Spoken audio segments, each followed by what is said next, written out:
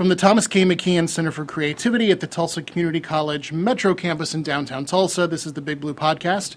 I'm Greg Stone, Provost of the Southeast Campus, joined as always by our President, Dr. Lee Goodson. Dr. Goodson, how are you? I'm doing great, Dr. Stone. How are you? I am doing really well. It's cold today. It is cold. Yes. We're recording on a day where there's a little snow and rain outside, but that's okay. But much to Dr. Hess's dismay, we did not cancel classes or work today. There is no snow day, sadly. Yes, no snow day. Maybe still one to come. We'll see what the winter brings okay. us. All right, so we are here today with Chief Greta Hurt and one of our cadet graduates, Carson Ryder, who are with the Fire Safety Training Program at the Northeast Campus. Chief Hurt, thank you for being here. Carson, thank you for being here with us. Glad to have you. We're glad to have you today. Thank you for having us. So, Chief, in December, the Tulsa Regional Fire Academy graduated its most recent class of firefighters in training. I believe that was the second class. Yes. Just give us an overview for employees who maybe aren't familiar with the program. I think for a lot of us who don't work regularly at the Northeast Campus, we just don't get to see you all on campus very much. How many students have completed the program since the first class in 2018? And then tell us how this program sort of contributes to supporting fire departments throughout this region. We've had 23 students graduate the program since we started last year, and what it does for the region and for our fire departments is it brings highly skilled, motivated, physically fit, college-bound graduates into the workforce. And so we get an applicant pool of very marketable individuals that are highly trained already before they even come into the fire service. It also can help fire departments, and we had our first student that was sponsored by a fire department, so they can actually send a new employee to our academy. They will get all the skills, training, and even a jump start into their college degree path, and bring them into the department ready to go. And not just Tulsa County fire departments, but even beyond the county limits, right? Yes, absolutely. In fact, we did have an out-of-state applicant. They ended up not being able to actually complete or come to the program. But yeah, we get all kinds of interest from not just Tulsa area and Oklahoma, but outside the state. That's very exciting. So there's a lot of diversity in the class when it comes in from a geographic perspective. Absolutely, and our hope is actually to increase diversity in other areas as well, because that's going to also help our city. Our city, absolutely. One of its big things, and one of the goals of fire departments and city departments is to increase that diversity, to assist with decision making, to reflect our community, all those different things. So we're hoping that the Tulsa Regional Fire Academy can help the fire service in general in that area as well. Well, that is all very exciting. So, do I address you as cadet graduate, Carson Ryder? Is that how that works, Chief Hurt? What's the protocol here? Their old name was firefighter in training, but now we'll call him an official firefighter. He's actually working at a volunteer fire department. Okay. So what is your title then? You can call me Carson if you like. Okay. All right. Yes, I didn't want to. Yeah, I wanted to make sure our audience knew the right protocol when they came across one of our esteemed graduates. So talk to us a little bit. I mean, you just finished the program not that long ago, right? You're working for one of the, what volunteer fire department are you working for? Verdigris Fire Department. Okay, Yes, wonderful. Yeah, right between here and Claremore. So Yes, tell us, what was your favorite part of the program, and then what was the most difficult part? For me, my favorite part of it was coming together with a group of guys, hadn't met them, and seeing where we were day one and graduation day. We came together as a team pretty quick, and by the end, we had bond like brothers, and that was a very rewarding part of it, and that was my favorite. Great comparison, yeah, to see the before and after. So what gave you the biggest challenge? The biggest challenge for me was the physical side of it, all the physical aspects, and I thought I was ready for it, but I got there day one and realized I was not at all, and I don't know if I could have definitely prepared for it better, but there's some stuff that I just couldn't prepare for, putting on the gear, going up down the tower, so that was the most difficult I don't think everybody realizes how heavy that gear is, right? How many pounds does it weigh? Well, it just depends on... Am I asking the wrong question, maybe, kind of, or... No, because our SCBAs weigh different amounts, and then the gear weighs... people say between 50 and 75 extra pounds. That's a lot of weight. That's a lot of weight. Yes. And, especially for people that are not really large. You know, if you're a Yeah. mid-sized person, 70 pounds could be half of your body weight, right? Absolutely. So Yes. that's pretty significant. Well, great. Chief, just Yes. on that, along those lines of training and preparation, give us a sense of what this training is like for students in the program. I mean, as Carson just said, it's a lot about physical fitness and coordination and being sort of physically, but also I can only assume being mentally prepared for Right. the challenges ahead. Just kind of talk us through what that training is like for students. What do they go through? Yeah, so we tell them, we try to, catch up with them in an orientation about a month before we even start and kind of give them an idea of what they've gotten into. It's highly physical, mentally challenged, academically challenging. And so we start the day every morning at 6:30 in the morning with physical fitness. We spend about an hour just on physical fitness, developing cardiovascular endurance, physical strength, endurance.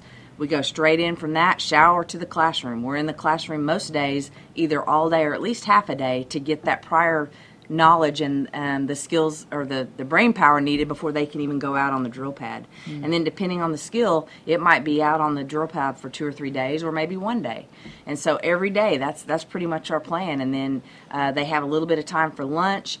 During the day, during drills, it will incorporate tower and gear and wearing of the gear just to acclimate themselves. So every day, even if we're not fire training, they'll have that gear on and they'll be practicing getting it on quickly, because as firefighters, of course, we have to respond quickly, but also proficiently to keep ourselves safe. So we don't, everything that we teach them builds upon the day before. And so by the time they start to the time that they end, they should have all those basic fundamentals. And they're not going to be, ready to go be in charge of a fire, but they're going to have all those basics. They'll know, have a really good foundation to get started. And that's really a typical day. Would you, Carson, say anything different to that? I mean, that's exactly about how the day goes. Depending on the subject, you could be in the classroom more, out on the grounds more. It just depends. But yeah, that's definitely a good view of the day. And all happening at the Fire Training Center at the Northeast campus. And So- TCC Northeast, and, yes. Yeah, on campus in the academic buildings as well. And then the people who are driving down the street or down the highway see the tower over off to the Yes. out behind the campus. There's a lot of cool things that go on out That's there. I correct. can only imagine. They also see us sometimes running by in the morning. Part of our fitness, a couple days a week as we run, and there's lots of sidewalks, so it's a good place. So they see us out there running in the morning. And one more thing that we didn't mention was Tower Fit Fridays. Oh, definitely. That was I'm sure the cadets' favorite day. That's physical fitness at the tower. It was definitely challenging, and depending on the instructor, someone was more challenging than others, but it was all it was good exercise.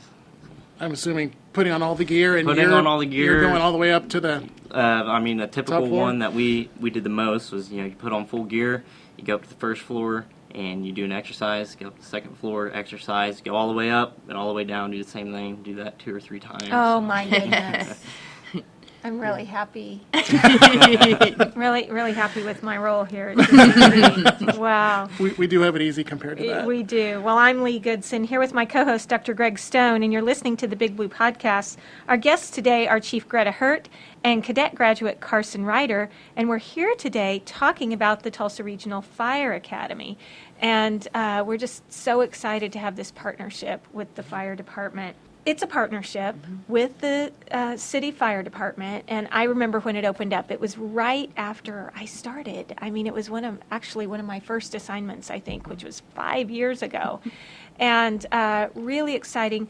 Tell us about how this has contributed to the city and the region in terms of training firefighters across the region, and what's the contribution been, and how do you see that really even expanding in the future?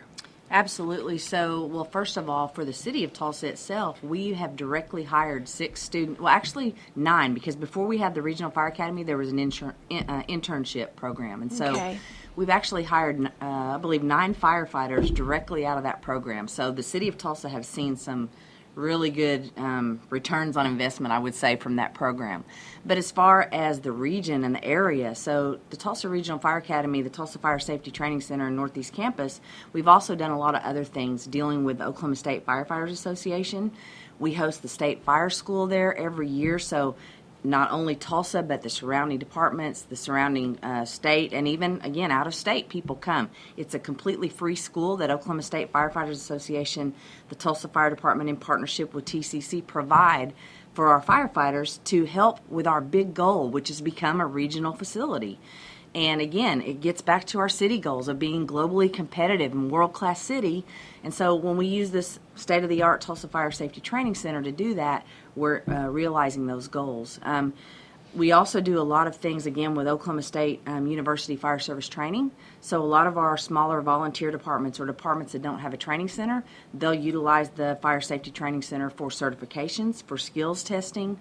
So even though we're still in the infancy, we've started to move toward that big goal of being a regional facility, increasing our efficiency and interoperability between firefighters in our state. That's fantastic. Carson, before we get to the end of the interview, just wanted to ask you, if you were to run into someone who was thinking about applying to the program, what would you tell them? What advice would you give them? Well, I would tell them it's a great place to start their career as a firefighter if they choose. That's what they want to do. As far as getting all the training and certifications you need to walk out of there and get on a fire department or just volunteer, just to be a firefighter in general, it's a great place to start.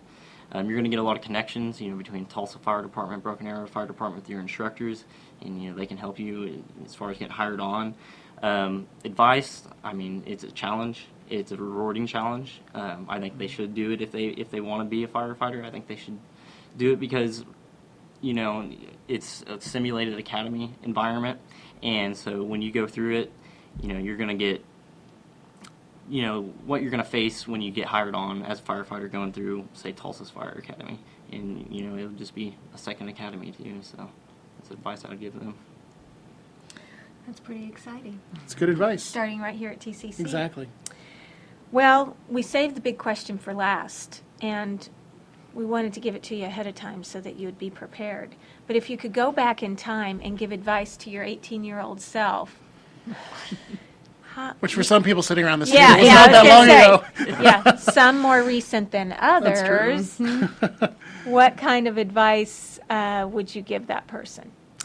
I would tell myself to not be as hesitant in getting into college. I was going through trade school and stuff. I was like, oh, this is all I need. This is all I want to do. But, I enjoyed it. I enjoy learning. And it's something I definitely want to continue. So I just tell myself not to be as hesitant about doing it.